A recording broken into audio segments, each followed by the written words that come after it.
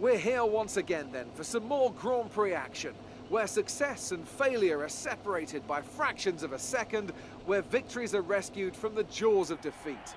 It's here that history is made, and we're just about ready to make a little more.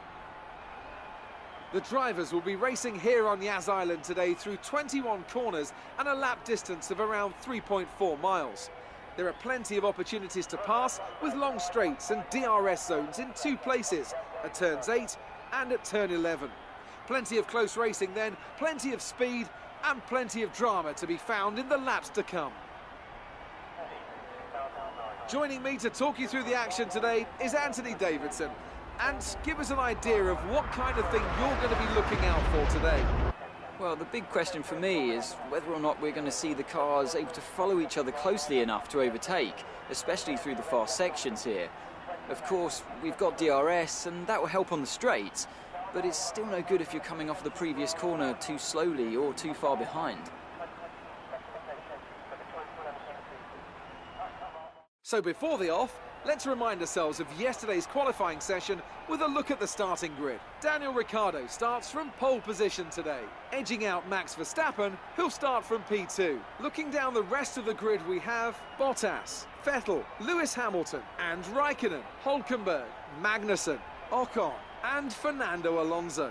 Van Dorn, Grosjean, Sergio Perez and Sainz, Sirotkin, Gasly, Lance Stroll and Brendan Hartley. Leclerc and Marcus Ericsson rounds off the grid. And with preparations almost complete, let's head down to the track. Hey guys, welcome back to another episode of, well actually the first episode of F1 2018. That's right, the brand new game has just come out and we're coming in, loading in our car setup for this race.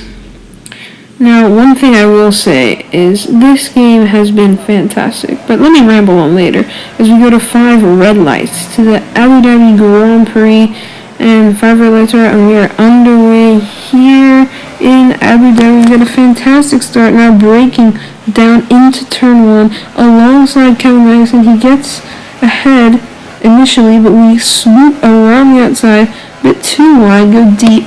Try not to get on the curb, but we squeeze Magnussen out. Things are looking well here.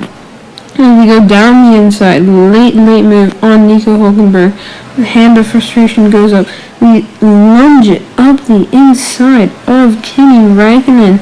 Squeeze him out on the exit, and there we go.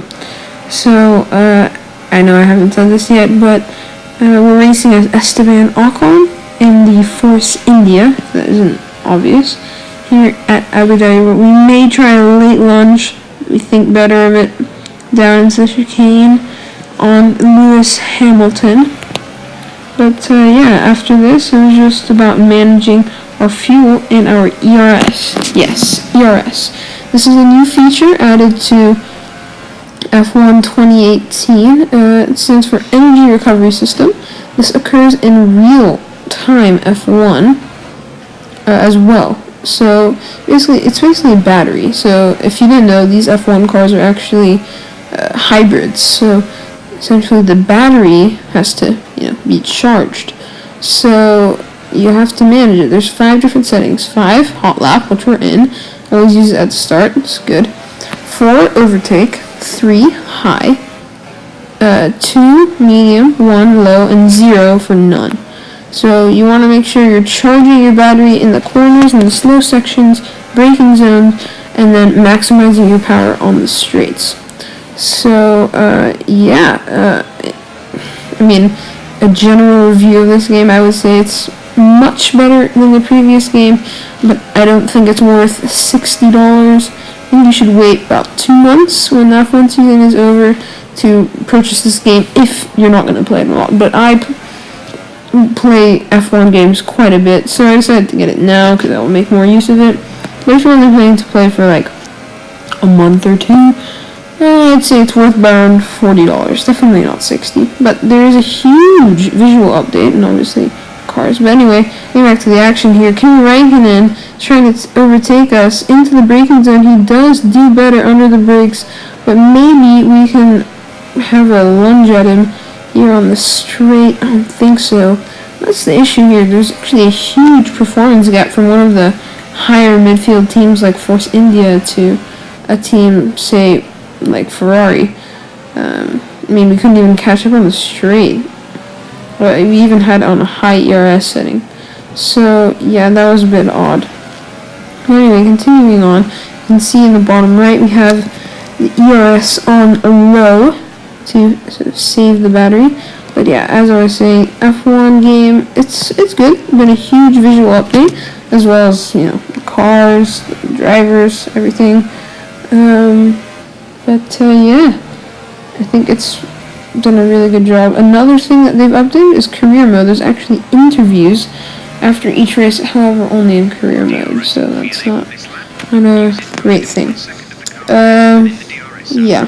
One thing that they're really missing, and I think they should definitely incorporate into next year, is, you know, split screen. So, split screen is one of those things that is, you know, it makes any game much more appealing, especially for the younger audiences. When, you know, you want to, even the older ones, I mean, if you just want to have your friends over to, I don't know, just play around, you can, instead of, like, taking turns on, like, time trial or something. It's a lot better. Another thing that's improved for this year is the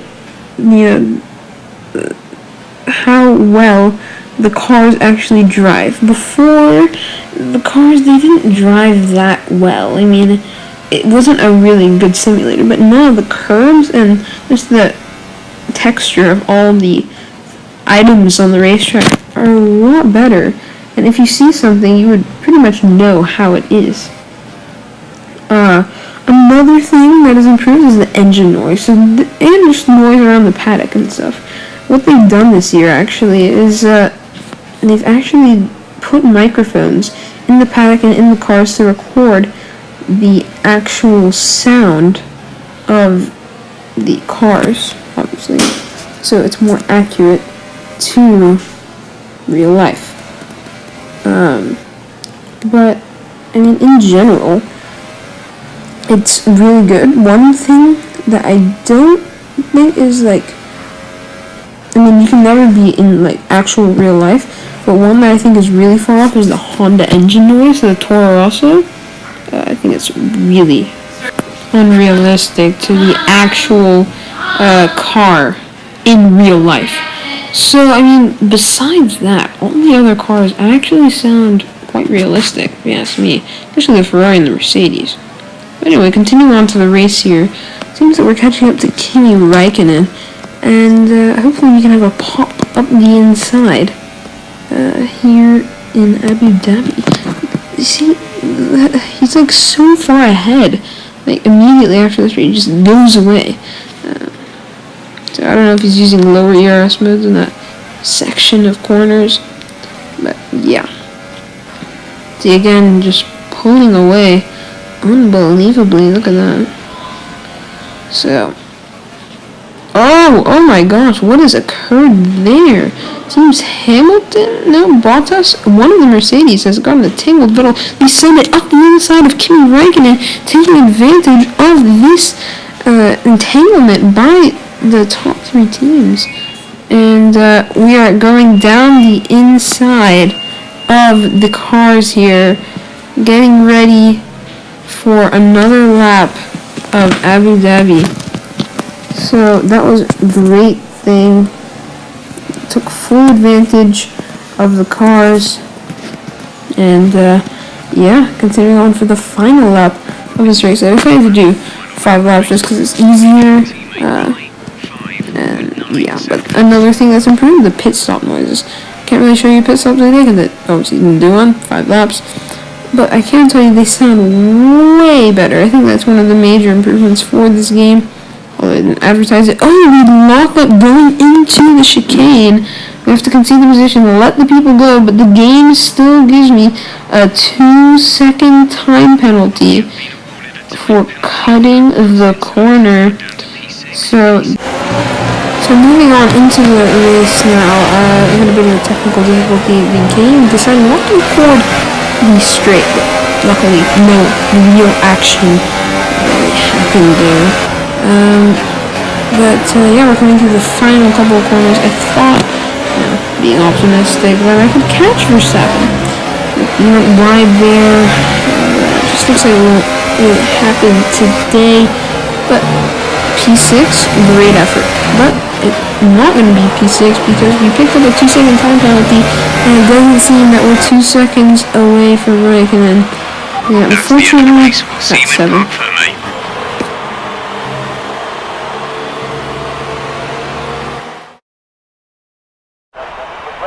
A great win then for the Red Bull team today.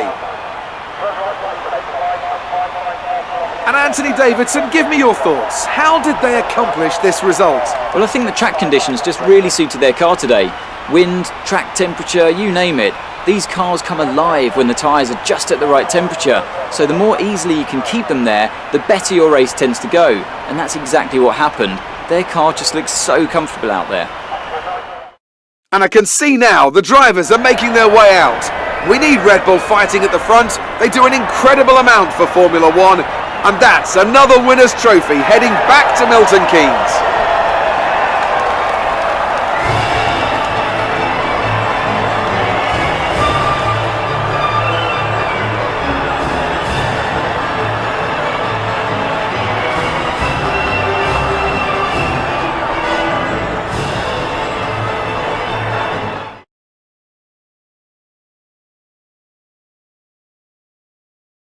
Moving on to the driver of the day then. So, all in all, not that bad of a race. Difficult Came call, home in but I'd like to say Esteban Ocon. Yeah, after He's starting just so 10th gifted or 11th, at was getting it? the most out of his tyres, and he showed that today.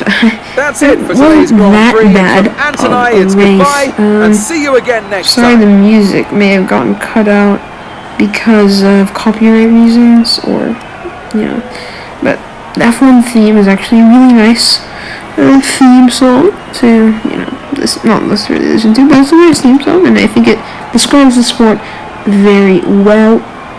Anyway, yeah, you can just see there, we got passed by Kimi Raikkonen because of the time penalty, but, Daniel Ricciardo wins the race from Bottas and Vettel. Thanks for watching, guys. Hope you enjoyed the video. Make sure to subscribe for more, like the video, comment down below, all that good stuff.